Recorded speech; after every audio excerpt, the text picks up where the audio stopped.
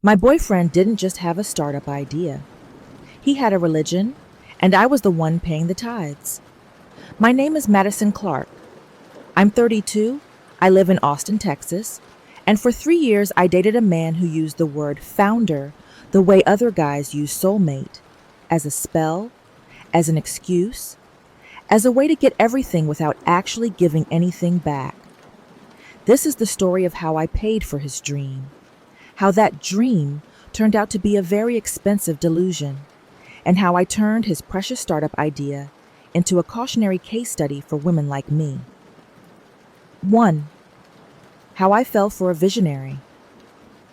We met at a friend's game night in a downtown apartment that smelled like Trader Joe's appetizers and IPA. I was sitting on the rug, arguing about whether guac counted as a separate side dish or part of the chips when he walked in. Tall, hoodie, jeans, curly brown hair that looked accidental but obviously took effort.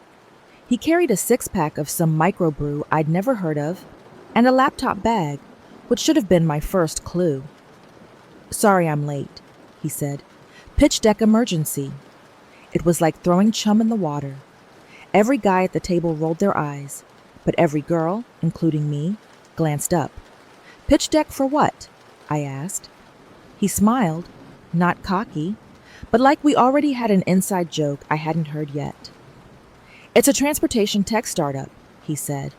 "We're building a platform that streamlines last-mile logistics for local businesses.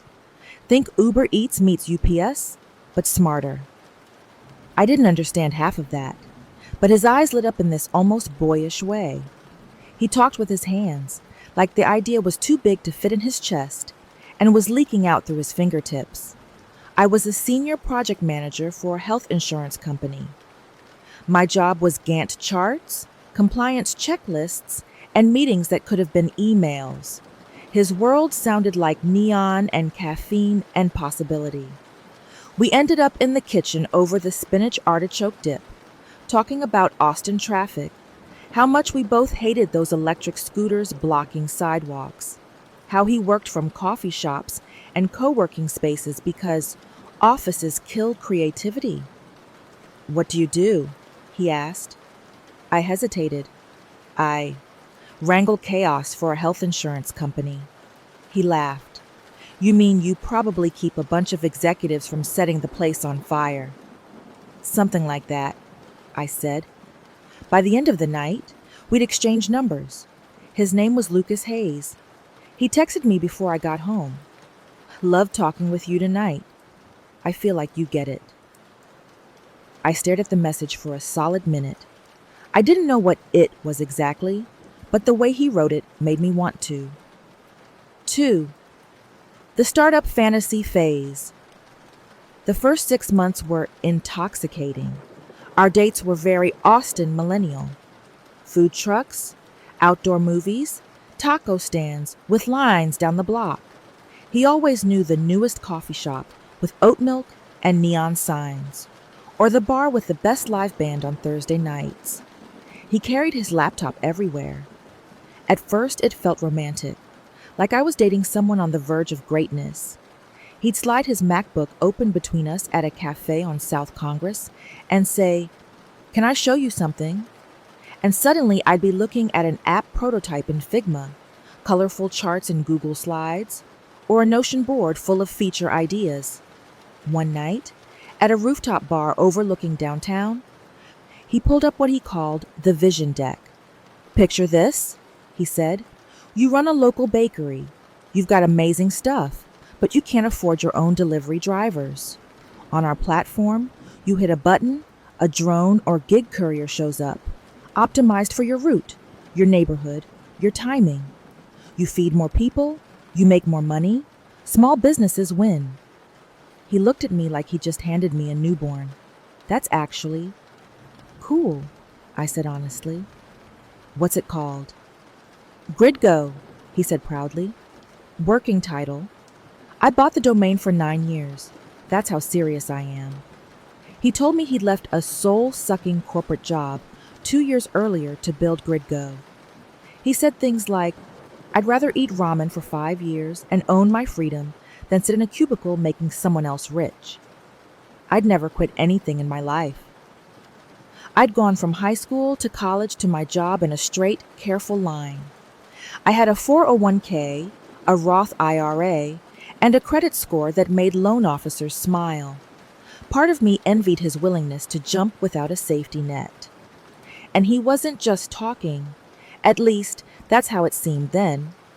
He showed me photos of whiteboards full of diagrams from a co-working space.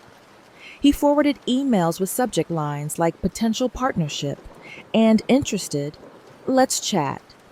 He had a Slack channel with a designer in Denver and a developer in Poland. He had a bulleted list of angel investors he wanted to target. What about money? I asked once, over breakfast tacos in our favorite spot. He shrugged. I did freelance for a while. UX consulting, odds and ends. I've got some runway, and I'm pitching an incubator in a couple months. Once we get in, there'll be stipends, maybe seed money. He said it so calmly that I filed my concern under not my business yet. He was attentive too. He remembered my coffee order. He sent me memes that referenced things I'd said weeks earlier. When my mom had minor surgery in Houston, he drove down with me, sat in the hospital waiting room, and stocked the vending machines with snacks for future panicked relatives. When he looked at me, it felt like he saw both who I was and who I could be. You're so smart, he said one night, curled up next to me on my couch, Netflix asking if we were still watching. You could run your own thing. Why are you still propping up a dinosaur company? I laughed. Because the dinosaur deposits my paycheck every 2 weeks? He grinned. For now, he said, but someday you'll get tired enough to jump. And I'll be there to help you build whatever you want. At the time, that sentence felt like a promise. Later, I would realize it was foreshadowing, just not the kind he meant. 3. The slow shift, when founder became freeloader. The first ask was tiny. We'd been dating about 8 months when he confessed, over a melted container of Ben & Jerry's on my couch, that his car needed repairs. They're saying it's the transmission, he said, rubbing the back of his neck. It's like $2,000, minimum, and I need the car to get to meetings, deliveries, everything. I'll cover it. It's just going to screw my runway a bit. I felt that familiar tug, the one that had been trained in me since childhood, growing up with a single mom who put every problem in the we'll figure it out bucket. I'd watched her threaten the electricity company with switching providers just to get 3 more days to pay the bill. I could loan you some, I heard myself say, if you need it. He looked at me like I'd handed him an oxygen mask. Madison, I can't let you do that. It's a loan, I said quickly. You'll pay me back when the incubator comes through, or when you raise your seed round, whatever. Consider it early-stage angel funding without the equity. He laughed, but his eyes were glossy. You're something else, he said softly. Are you sure? I was. I Venmo'd him $1,000 that night. He texted me a screenshot of a mechanic's invoice the next day. Proof of capital deployment, he joked. It felt good, honestly. I wasn't just his girlfriend. I was part of the story. The supportive partner behind the visionary founder. After that, the shifts came slowly, wrapped in excuses that sounded reasonable. He started staying over more. Then, gradually, he just didn't leave. His lease was up, his roommate wanted the room for her sister, and moving his stuff to my place, for a month or 2, made more sense than finding a new apartment when he was this close to getting into an accelerator. We told ourselves we'd split expenses. He made a Google sheet called Household Ops, with columns for rent, utilities, groceries, and miscellaneous. Looking back, it was one of the only documents he was truly committed to, editing numbers in his favor. I paid rent because the lease was in my name. I paid most of the groceries because I was particular about eating something green once in a while. He paid internet and the electric bill, until the first time he forgot. It's just timing, he said, waving an email from our internet provider. Clients are late paying an invoice again. Can you cover it this month, and I'll Venmo you back when it clears? I did. Of course I did. The payback never came, but the next emergency did. A can't-miss founder retreat in San Francisco led to 2 Spirit Airlines tickets and a 3-night Airbnb that landed on my credit card because his was temporarily frozen due to fraud protection. A last-minute prototype demo meant he needed a new iPad, refurbished, he promised, and he got the cheapest Apple Pencil because he wasn't trying to be bougie. That, too, went on my For Now tab. There were always screenshots, explanations, promises. I'll make this back in one contract, he'd say. 2 max, you'll see. Meanwhile, I was waking up at 6:30, making coffee in our tiny kitchen, logging into my laptop at the dining table because my company had gone hybrid, and work from home meant my living room was now also my office. He'd stumble out of bed around 9:30 or 10, hair a mess, making dramatic groaning noises like he'd been up all night in the trenches, not scrolling Reddit in the dark beside me. Startup founder hours? He joked once, when I rolled my eyes. We work when inspiration strikes, not when a calendar says so. The thing about inspiration, though, is that from where I was sitting, it looked a lot like playing Rocket League and listening to 3-hour podcasts about productivity. 4. Red flags I painted white. Looking back, there were 100 little moments that didn't sit right. I just sanded the edges off each one and stacked them neatly in a corner labeled, "He's trying." Like the time we were at brunch with my best friend Brianna and her husband Daniel. We just finished a flight of mimosas and a plate of chicken and waffles big enough to feed a family of 5. Daniel, who worked in corporate finance, asked the question I'd been burying for months. "So what's your runway like?" he asked casually, cutting his waffle. "Like, how long can you go without a paycheck before things get dicey?" I felt Lucas stiffen next to me. "That's a very corporate question," Lucas said lightly. "Founders don't think in runway. We think in milestones." "Milestones still need rent money," Daniel said mildly. Lucas launched into a speech about fast-scaling startups, blitz-scaling, how Uber and Airbnb were laughed at before they were valued in the billions. Brianna caught my eye over her glass, her expression somewhere between concern and girl. Afterward, in the car, Lucas was quiet. "Hey," I said gently, "you okay?" He stared out the window. "I just hate that vibe," he said finally. "People acting like I'm irresponsible because I'm not playing it safe at a soul-crushing job." "I don't think that's what he meant," I said. "I think he was just curious how you're planning."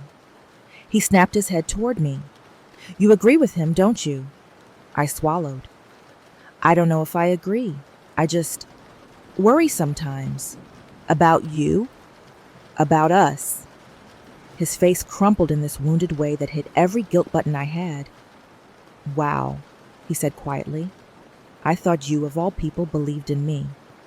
"I do," I rushed to say. "Lucas, I do. I'm just—" "Then don't talk about me like I'm some broke loser," he said. "I'm building something real here. If you can't see that, maybe you don't really get me like I thought you did." He went silent. The ride home felt like driving through molasses. When we got back to the apartment, he put his headphones on and opened his laptop, eyes locked on the screen, as if punishing me by being visibly productive.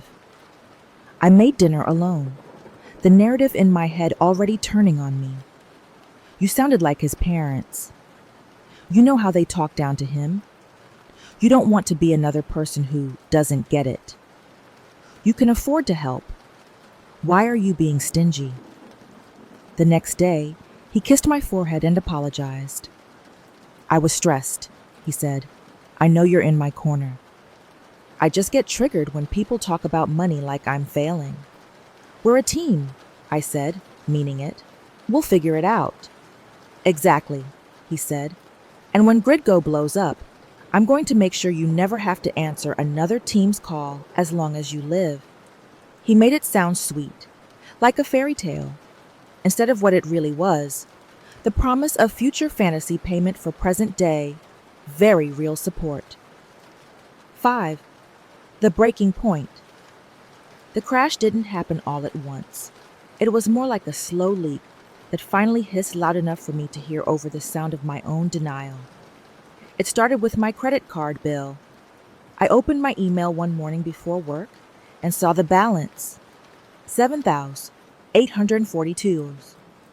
I sat there in my pajama shorts and an oversized UT sweatshirt, staring at the number. I'd been paying it off, consistently.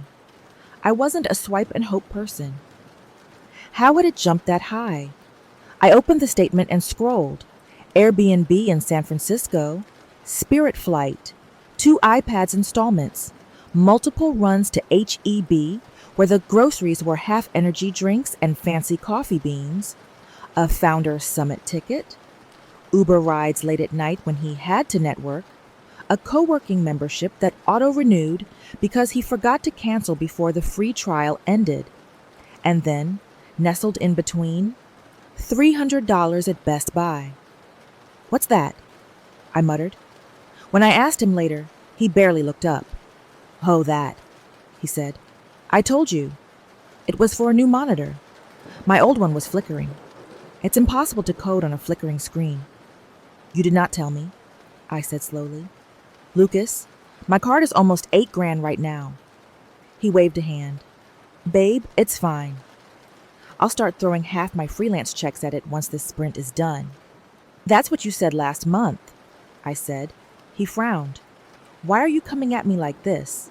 You know I'm juggling a lot. Because I am too, I said, louder than I meant to. I'm juggling a job, and this apartment, and groceries, and your runway. And I'm tired. The word hung in the air. Tired. Not of him, I told myself, just of the situation. But he heard it differently. So what? He said, voice going cold. You want me to get a job at Target or something? Is that what would make you comfortable? Throw away everything I've built so far so your credit score feels safer? My chest burned. I never said throw away, I said. I'm saying partner. Meet me in the middle, even a part-time job. Just something to cover your own stuff. He shook his head, incredulous. That's not how this works. You don't go half in on a startup. That's why so many people fail. They don't commit. I stared at him.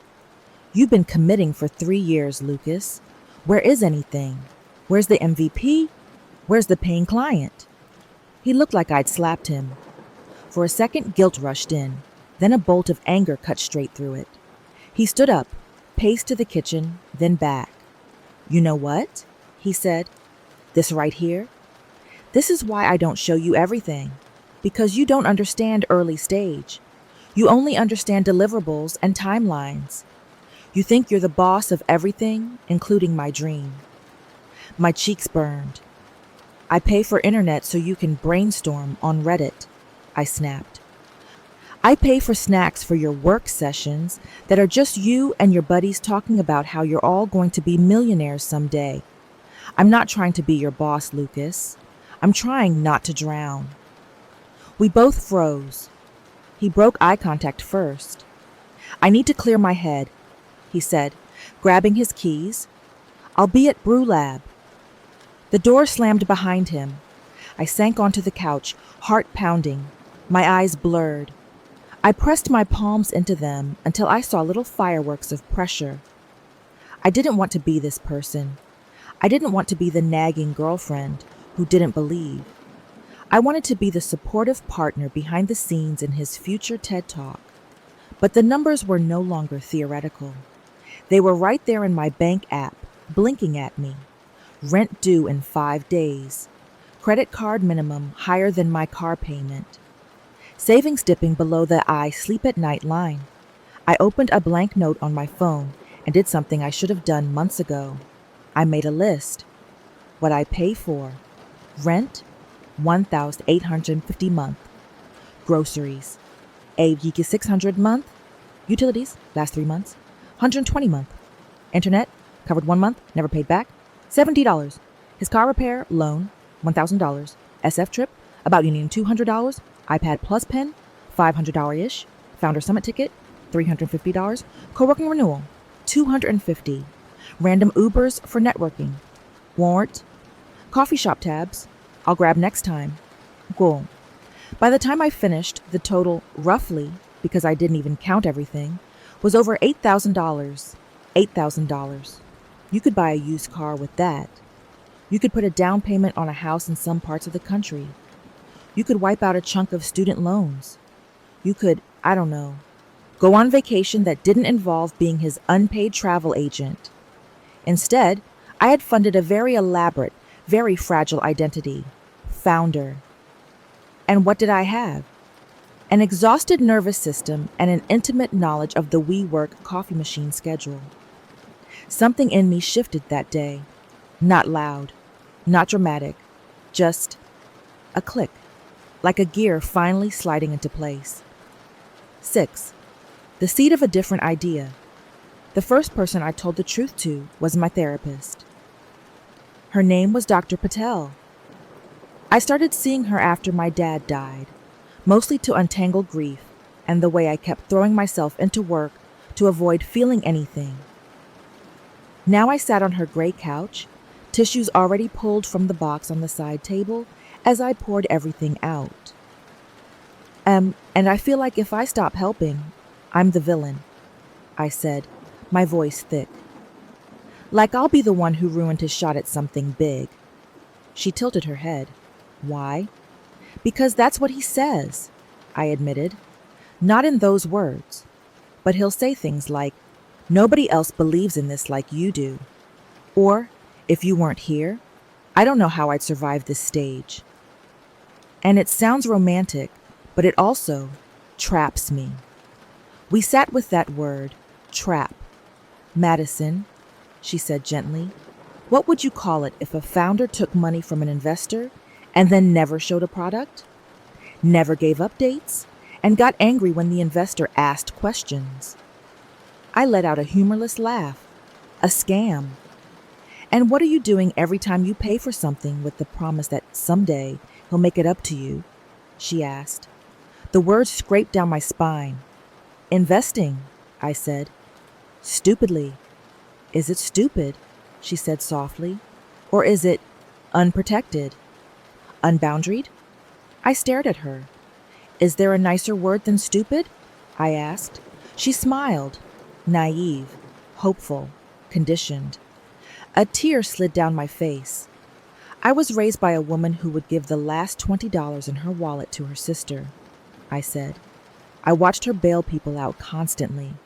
She always said, family helps. That's what we do. I think I just turned family into whoever I love. And who helps you? She asked. Silence dropped like a stone. I swallowed. I don't let people, I said. It feels wrong, like I'm failing if I can't do it on my own. We talked about patterns, about how my competence had become a magnet for people who needed saving, how Lucas's vision hooked that part of me that wanted to believe in something bigger than a paycheck. By the end of the session, I didn't have a plan. But I had a new question. If Lucas was building a startup, what was I building? Because it sure as hell wasn't just a life with him. That night, after he fell asleep on the couch, laptop opened to a YouTube video titled, How I Turned My Side Hustle into a 7-Figure Exit. I opened my own laptop and started something I called, at first, just notes. I wrote down every time I'd paid for something because startup. Every time he'd use the words founder, grind, or vision to shut down a money conversation. Every red flag I'd painted white. I didn't know why I was documenting it exactly. Part of it was for myself, to see the full picture. Part of it felt like building a case, not legal, emotional, a case for why I was allowed to stop. 7. Discovery, the empty startup. The universe loves irony.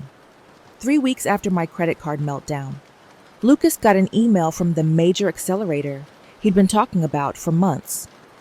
He'd applied with a deck he'd stayed up all night making, Spotify blasting lo-fi beats while I lay awake, listening to the clack of keys and telling myself this was what sacrifice looked like. Now we were sitting side by side at the dining table, my work laptop open to a project plan, his open to his Gmail, when the subject line popped up. Application status, GridGo Labs. My heart jumped into my throat. Open it, I said. He clicked. I saw the word before he did. Regret. We regret to inform you. He read silently, jaw clenching. His eyes scanned a few more lines, then he slammed the laptop shut. Idiots, he muttered. Hey, I said softly. I'm sorry. That sucks. They said we don't have enough traction, he snapped. That the market is crowded. They're blind. They don't see the bigger picture. Do you have traction? I asked carefully. Like, any paying customers or pilots? He shot me a look. Wow, not you too. I'm asking, I said, because if you do, they're wrong. But if you don't, maybe they have a point. Maybe it's helpful feedback. He stood up so suddenly his chair scraped the floor. I can't do this right now, he said. I need to be around people who get it. He grabbed his backpack and walked out. The door closed behind him with a soft click that sounded bizarrely like the start of my freedom, because right then, something snapped into place. I opened his laptop. Let me be clear. I am not a snoop through your partner's stuff person by default. I respect privacy. I believe in trust. But I also believe in reality. And reality, at that point, was that I was thousands of dollars deep in someone else's dream, and I had no idea whether that dream existed anywhere outside their head. His laptop had no password. He'd always said he hated friction. I opened his GridGo folder first, then his Drive, then his Slack. What I found wasn't outright fraud. Fraud would have required a level of organized effort that simply wasn't there. What I found was dust. Figma prototypes last updated 9 months ago. A Trello board titled Sprint Roadmap with 3 cards in to do and nothing in doing or done. Slack channels with a designer and developer who hadn't posted in months. The last message from the developer was, "Hey man, I need to pause on this until there's some actual scope and payment discussed. Hit me up when you're ready to move forward." Date, 8 months prior. There were no signed contracts, no invoices sent, no NDAs, no customer lists, no email sequences, no analytics. Nothing that looked like product market anything. He had dozens of documents though. Brand Vision 2.0, Pitch Script V5, potential investors, stretch list, podcast ideas, founders to follow on Twitter. It was like walking into a construction site where someone had beautifully sketched the dream house on a whiteboard, bought expensive tools, hosted a bunch of planning meetings, and never actually poured a foundation. My chest hurt. I opened his email and searched client, invoice, GridGo, payment. Nothing. I searched freelance too, just to confirm he'd been doing at least that consistently. There were a few exchanges with small businesses from a year and a half ago. Some ended with him promising proposals he never sent. Others ended with them following up twice, then going silent. Most recent freelance payment, 10 months ago, for $600. In that moment, something inside me broke and healed at the same time. Because I realized 2 things at once. 1, I had not been supporting a struggling startup founder. 2, I had been subsidizing a man's identity. His identity as a founder, as someone on the verge, let him feel important without producing anything measurable. And my money made that identity possible. Without me, the whole illusion would have collapsed long ago. My hands shook as I closed his laptop. I wasn't stupid. I wasn't crazy. I was a woman who'd been sold a story, and I'd paid full price. 8. The plan. Turning pain into a case study. Here's the thing about being a project manager for a living. Once I decide something is a project, it's already halfway done. That night, while Lucas was out processing failure with the guys, at a bar on East Sitchell, I opened my own laptop and created a new folder. I named it Project Exit. Inside, I made 3 documents. 1. Financial exposure, Lucas 2. Behavior patterns, Lucas as founder. 3. Draft, women and the startup boyfriend. Trap the first doc was simple, if gut-wrenching. I combed through my banking app, Venmo history, credit card statements, and the household ops Google sheet he'd abandoned. I logged every expense that was clearly for him or his startup. Car repair, equipment, iPad, monitor, trips, labeled as networking or founder retreat, subscription services he insisted he needed, portions of rent and utilities he'd promised to cover but never consistently did. By the time I was done, the number was over $1,100 across 3 years. In New York or San Francisco, maybe that's just life. In Austin, for someone making a decent salary but also trying to save, it was a gut punch. The second doc was more psychological. I wrote down every phrase he used when cornered about money. You sound like my parents right now. You're making me feel like a failure. Nobody believes in me like you do. If I get a job now, I might as well give up. Successful founders went through worse than this. Read any biography. I noted how my body felt each time. Tight chest, racing heart, shame. The third doc was different. It started as a journal entry and morphed into something else. I free wrote for an hour about how women are taught, explicitly and implicitly, to be supportive, to believe in potential, to see themselves as the emotional and sometimes financial scaffolding around a man's greatness. I remembered college friends who'd paid boyfriends rent until he gets that recording deal, co-workers who'd quietly covered most household expenses because their husbands were between things, Reddit posts from women asking if they were terrible for not wanting to fund yet another business idea after 3 failed attempts. We tell women to believe in him, but we don't teach them how to measure whether there's anything solid under the vision. We frame skepticism as disloyalty, boundaries as cruelty. Around 1 a.m., I wrote a sentence that made my fingers pause over the keys. What if I turned this whole nightmare into a startup case study, not to destroy him, but to warn women like me? Not a hit piece with names and addresses and screenshots designed to ruin his life.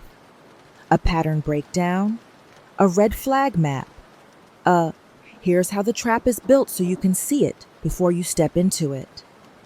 When the idea hit, it felt electric. Like all the hours I'd sunk into his make-believe startup were finally being repurposed into something that might actually help people. When he came home, drunk and sulking, I closed my laptop and pretended to be asleep. He crawled into bed, smelling like whiskey, muttered something about, "They're all idiots anyway," and passed out. I stared at the ceiling. For the first time in months, the question in my head wasn't, how do I save him? It was, how do I save me? And maybe someone else too. 9. The exit conversation. People imagine breakups like explosions. Ours was more like a controlled demolition. I chose a Saturday morning. We just finished breakfast. Scrambled eggs, toast, cheap coffee because we're being lean, as he liked to joke. And he was scrolling Twitter, thumbs flying, occasionally snorting at founder memes. "Lucas," I said, my voice steady in a way that surprised me. "We need to talk about us and the startup." He didn't look up. "If this is about the accelerator—" "It's not," I said. "Sit down, please." Something in my tone must have registered, because he finally set his phone down and turned toward me. "You're freaking me out," he said lightly. "What's up?" I'd rehearsed a dozen speeches in my head. Fiery monologues, tearful pleas, ultimatums. Instead, I took a breath and went with the truth. "I've been paying for your life," I said quietly. "For years. Much more than I admitted to myself. And I checked a Lucas. There is no functioning startup. There is an idea, some half-finished decks, and a lot of podcasts and plans. But there is no product, no revenue, no team. That's not a startup. That's a fantasy." His face drained of color. "You went through my stuff?" he demanded. "You violated my privacy?" "I went through the work I've been funding," I said, "and I found nothing. You haven't paid me back. You haven't been honest about your income. You haven't moved this thing forward in any meaningful way." "That's not true," he said, voice rising. "You have no idea how much I've done behind the scenes. Not everything shows up on a Trello board."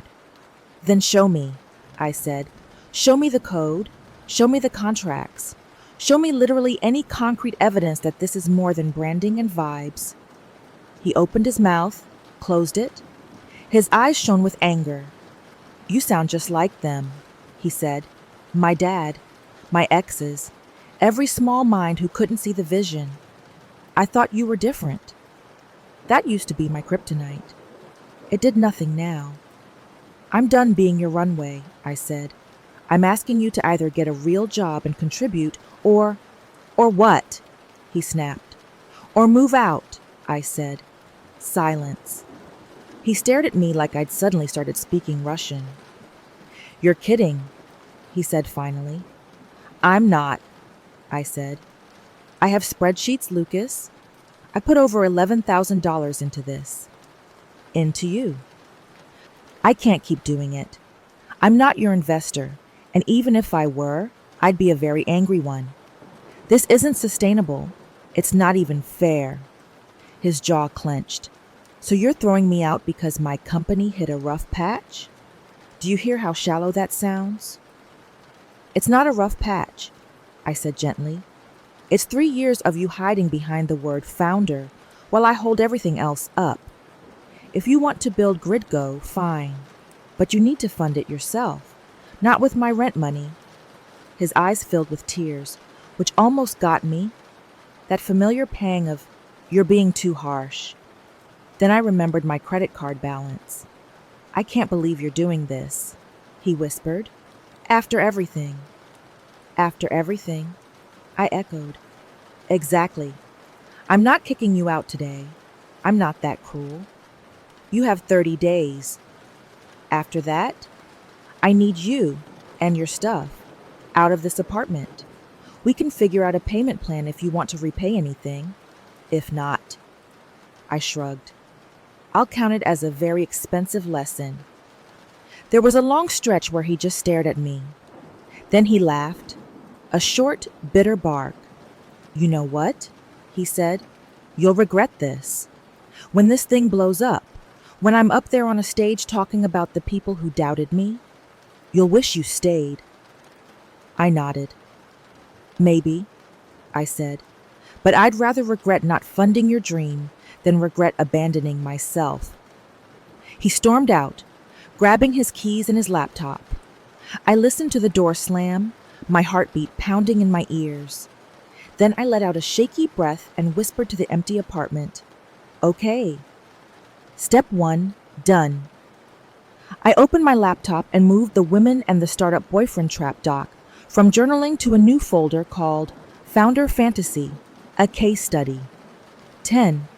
From story to case study, I didn't publish anything right away. I wrote, I revised, I researched. I read academic articles about economic abuse, about financial enmeshment, about how gender roles affect who carries risk in relationships. I dove into Medium posts about dating entrepreneurs, Reddit threads from all relationships and Aryapal startups. Patterns emerged, familiar enough to make me both sick and vindicated. I turned my notes into sections. The story. I told my experience in narrative form, from meet cute to explosion, changing names and details so nothing traced back directly to Lucas. In my draft, he became Eli, and Austin became a mid-sized tech hub in the South. The pattern. I broke down specific behaviors, love bombing with big future promises, money conversations that turned into guilt trips, the founder martyr narrative where any criticism meant you didn't believe. The red flags. I listed concrete questions women could ask themselves. Has he shown consistent follow-through on anything, not just his startup? Oh, is there a budget, actual income, or just vibes and faith? Oh, does he get defensive or manipulative when you ask about money? Oh, are you covering recurring expenses just for now, for months or years? The cost. Not just financial. Emotional burnout. Career stagnation because your energy is going into being someone else's infrastructure. The way your own dreams get put on later because his are always urgent. The reframe. How we can support ambition without becoming unpaid venture capital. What boundaries look like in a healthy relationship with a realistic entrepreneur. The tone wasn't, men are trash, never date a founder. It was, here's how to tell if you're in a partnership or being turned into a silent investor with no equity, no contract, and a lot of risk. I work in project management, not marketing, but I know how to present information clearly. I made charts, pie graphs of who paid for what in my relationship, anonymized of course, timelines of promises versus actual milestones. I included scripts for conversations women might need. I believe in your idea, but I can't fund it. If you want to pursue this full time, it needs to be with your own money, investors, or a plan that doesn't rely on my paycheck. I'm willing to support you emotionally, but I won't take on your rent, car payment, or subscriptions. Those are your responsibilities. I added a section called Founder or Freeloader, a quick self-check. It wasn't elegant, but it was real.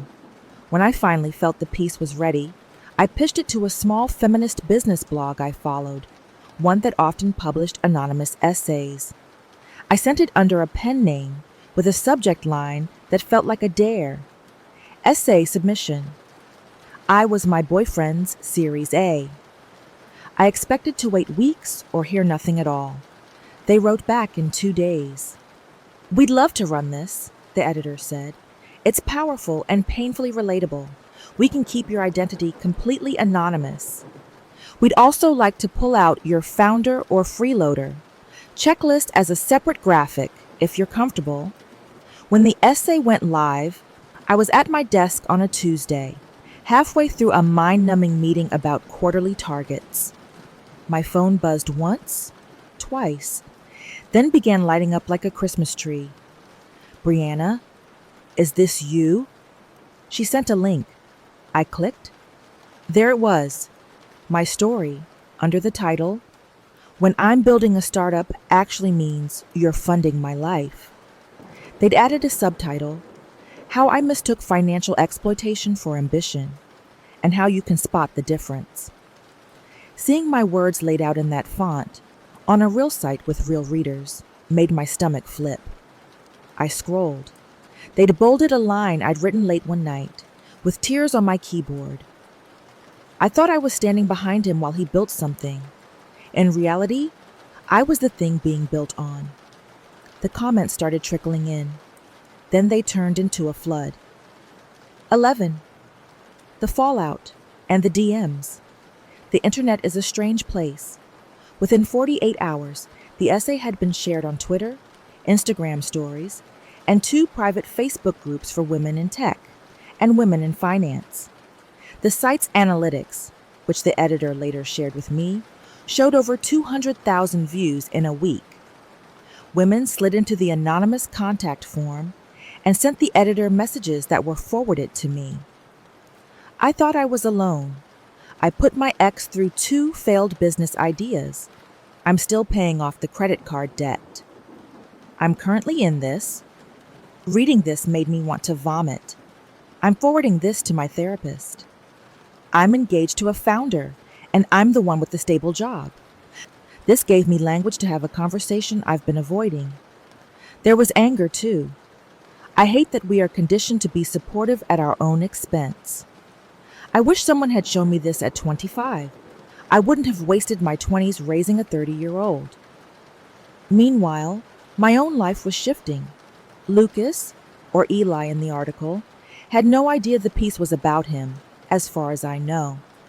I hadn't linked it on any of my personal accounts, and I wasn't exactly in his algorithm. He mostly followed other dudes who posted founder grind and screenshots of their revenue dashboards. In our actual offline life, he spent the first week of the 30 days alternately sulking and making grand pronouncements. "You'll see," he said one night, as he packed a box of his essential things and left a pile of clothes on the floor.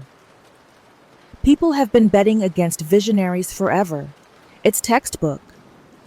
"I'm not betting against anything," I said. "I'm just no longer buying in." By week 3, the bravado had softened. He asked hesitantly if we could revisit the timeline. "I just need a little more runway," he said. "Showings are slow. My friend's couch is small." "I gave you 3 years," I said quietly. "This is me sticking to my boundary. I'm not doing this to punish you, Lucas. I'm doing this to protect me." He stared at me for a long time. Then he looked away. "Whatever," he muttered. "Enjoy your safe little life." What he didn't know was that my safe little life had just expanded to include hundreds of women I'd never met who understood exactly what I'd been through. A week after the essay went viral, the blog invited me to do an anonymous Zoom panel under my pen name for a private community of their members. Cameras off, voice slightly altered. We talked about money and love, about how to tell the difference between temporary support and long-term exploitation. A founder who actually ran a real profitable business spoke up and said, "As an entrepreneur, if your partner's financial discomfort doesn't bother you, you're not a visionary. You're using them." That sentence seared itself into my brain, because Lucas had never really acted bothered by my stress. He'd been annoyed by my questions. But my insomnia, my jaw grinding, my tears when the credit card bill came, that had been negative energy, something he needed to avoid to protect his mindset. On the day he finally moved out, carrying 2 suitcases and a backpack, he paused in the doorway. "Last chance," he said. "Come with me. Once this hits, we could go anywhere. You hate your job. You could help run operations." Once upon a time, that would have sounded like a dream. Now it sounded like a cleverly coded threat. "If this hits," I said gently, "you won't need me to bankroll you. And if it never hits, I'm not going down with the ship. I hope you build something real someday, Lucas. I honestly do. But I'm not going to be the scaffolding." He rolled his eyes, muttered something under his breath, and left. I closed the door behind him, slid down to the floor, and cried from a place somewhere between grief and relief. Then I stood up, walked to my laptop, opened my budget spreadsheet, and deleted his column from Household Ops. It felt like deleting a bug in a massive code base. The whole system ran smoother instantly. 12. Life after founder. Here's the part that doesn't make a good movie montage. The next few months were quiet. I paid down my debt, slowly. I cut back on takeout, canceled a couple of subscriptions I didn't need, set up automatic transfers to savings again. I went to work, came home, went to yoga, got drinks with friends. Normal stuff. Boring even. Every once in a while, someone would send me a link where my essay had been shared again in some new corner of the internet, with captions like, "Read this before you move in with a founder," or "Required reading for women in their 20s." The editor of the blog asked if I'd consider doing a follow-up series, one on financial red flags in dating, another on how to set up relationship budgets that didn't quietly crush one partner. It wasn't paid enough to quit my job, but it was something. A little side income attached to my own name, my own work. I created a separate email for readers who wanted to reach out privately. I got letters like, "Thanks to your story, I told my boyfriend I will not co-sign on his business loan. He was furious. I realized that was my answer. I showed your essay to my therapist, and we are using it to unpack why I keep choosing men like this. I'm a guy, and I needed this too. I've been pretending to be a founder without actually doing the work. It made me take a hard look at myself." That last one startled me. I'd written the piece for women, but apparently some men were seeing themselves in the mirror too. One evening, about 6 months after Lucas moved out, I ran into him by accident at a coffee shop downtown. He looked smaller somehow, not physically, he'd always been lanky, but the swag was gone. His hoodie was frayed, his laptop was stickerless, as if he'd peeled off all the aspirational brand logos. He saw me before I could duck out. "Madison," he said. "Hey," I said, forcing a neutral smile. "How's it going?" He shrugged, eyes flicking to the side. "You know, just hustling." "Still working on GridGo?" I asked, genuinely curious. He hesitated. "Not exactly," he said. "I'm doing some contract work. DoorDash, Uber. Thinking about starting a YouTube channel for founders, though, like documenting the struggle." I nodded. "Well, hope you're okay." There was a long pause. "Were you the one who wrote that article?" he asked suddenly. My stomach dropped. "What article?" I said, even though I knew. "That thing everyone was sharing in my co-working space," he said. "When I'm building a startup actually means you're funding my life." Camille sent it to me and said, "Dude, this sounds like every girl you've ever dated." He laughed, but it sounded hollow. My pulse pounded. "I read it," he said. "Some of it felt harsh, but some of it—" He trailed off. I tried to keep my face casual, my voice light. "Sounds like a lot of people related," I said. "I saw it going around too." He studied me. "I used to think you didn't believe in me enough," he said softly. "Now I wonder if you believed in me more than I deserved." The sentence hit me somewhere deep. "I believed what you told me," I said, "and I believed what I wanted to see. The rest—" I shrugged. He nodded slowly. "For what it's worth," he said, eyes on the tabletop, "I'm sorry. Not just for the money, for making you feel like you were the problem when you were the only adult in the room." I swallowed. "Thank you," I said. "I appreciate that." We stood there in a small, awkward silence. Two people who had once shared a bed and a bank account, now reduced to strangers with shared history. "Anyway," he said, backing away, "I hope you're happy." "I am," I said, and realized with a start that it was true. Not ecstatic every day, not living some curated girl boss dream, just steady, clear. We nodded goodbye. I went back to my table, opened my laptop, and worked on a new essay outline, title, "How to Tell If You're a Partner or a Wallet." 13. What I tell women now. If you've made it this far, maybe you're wondering what the case study actually did for me. Did it make me rich? No. Did it ruin his life? Also no. He's still out there somewhere, probably with a new idea, a new Notion board, Maybe a new woman listening wide-eyed over a craft beer. What it did do was this. It took something that felt like a personal, shameful failure and reframed it as data, patterns, a system. And once something is a system, you can debug it. Here's what I tell women now when they email me, or when friends of friends corner me at parties after hearing I'm the startup boyfriend essay girl. You are allowed to support someone's dream. You are not required to fund it. You are allowed to believe in potential. You are not obligated to ignore reality. You are allowed to love a person. You do not have to sacrifice your financial safety on the altar of their ambition.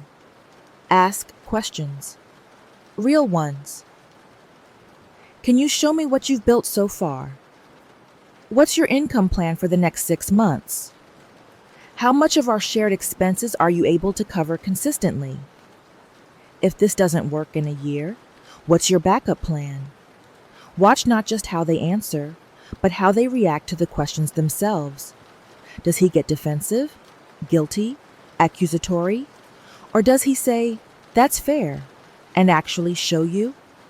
Founders who are serious about building something real may be messy, but they'll also be obsessed with progress. They'll have something to point to, even if it's small. User interviews, prototypes, scrappy revenue, nights at a second job to make ends meet.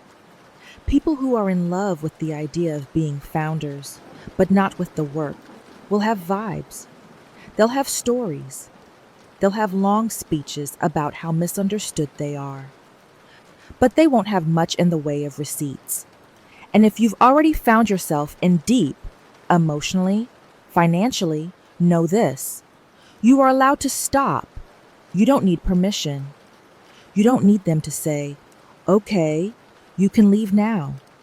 You are not a bad partner for refusing to be drained. You are not unsupportive for saying, "I won't pay for this." If I could go back and talk to the Madisons sitting on that rug at game night, listening to Lucas talk about Gridgo with stars in his eyes, I wouldn't necessarily tell her to run. I'd tell her to listen with her heart and also her spreadsheet. To say, "That sounds cool. If we ever get serious, we're going to have to talk about money like grown-ups. To know the difference between investing and being used. But I can't go back. I can only write this for you. So consider this my pitch deck. If you will, a deck not for some app you'll never use, but for your own life. Slide 1. Your time, your energy, your money are all forms of capital. Slide 2. You deserve a return. Slide 3. If someone keeps asking for more capital with no transparency, no progress, and no accountability, close your wallet. And if you've already been where I've been, you're not pathetic. You're not dumb. You're not alone. You're just ready for a new story. One where you're not an unpaid investor in someone else's fantasy, but the founder of your own actual life. Thanks for staying with me until the end. Now tell me, in your story, are you financing a dream or finally funding yourself?